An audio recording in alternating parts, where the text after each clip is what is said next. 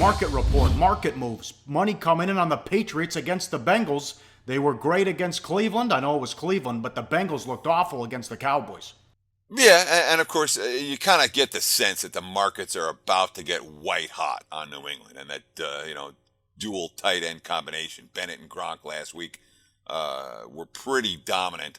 And when we remember what the Patriots offense looked like with Hernandez and Gronk and the two unstoppable tight ends, you can anticipate the Patriots being a very popular bet. They were already taking money. They may well take more. Denver's already taking money. Minus 2.5 in the open. Now it's -3 with extra juice. It's pure injury news. That came on the news that Simeon was likely to play and not Paxton Lynch. More money for the Eagles again this week. Yeah, no surprise. I'm not even surprised a little bit. And a lot of money for the Eagles. Remember how much money we were talking about from Philly last week, where they opened up as underdogs. They closed 3.5-point favorites. Look at the early line move this week. Eagles open 1.5 point dogs at Washington. Now they're -2.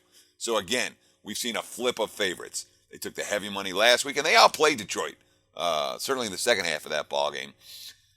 And we're also seeing under money for Philadelphia, the first sign of real respect for that Eagles defense. Remember, they've been on the field for 20 fewer plays per game in the first year of the post-Chip Kelly era. And boy, that being on the field for fewer plays is paying off with stats after stats after stats that look good for Philadelphia. And of course, in general, the markets tend to go the opposite of the casual fan. You have Philly off a loss. You have the Redskins off a win.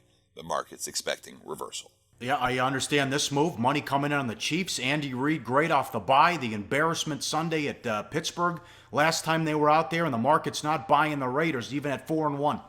Yeah, I mean, look, let's be real with the Raiders. The markets are looking at Oakland and saying, coin flip, heads, coin flip, heads, coin flip, heads. They could just as easily be at 1-4 as they are 4-1. They've been winning coin flips. They have the NFL worst defense, 7.0 yards per play allowed. The Chiefs, as you mentioned, off a bye and a loss. The Raiders off a win. All of these factors driving market support for Kansas City.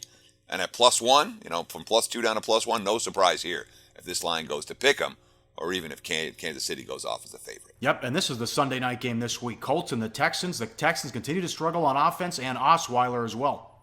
Oh, yeah. I mean, Andrew Luck looked really good last week, and Brock Osweiler has not looked good so far. We've seen Houston have two real step-up games so far, and they were obliterated both times. The game at Minnesota, the game in New England. Ugly, ugly, ugly losses. And the Chiefs game at home, you say that was a step-up game. Yeah, but Casey had cluster injuries on the offensive line that week, and Houston was in playoff revenge. Yada, yada. Bottom line for Indy, they're taking money, 3.5 down to 3.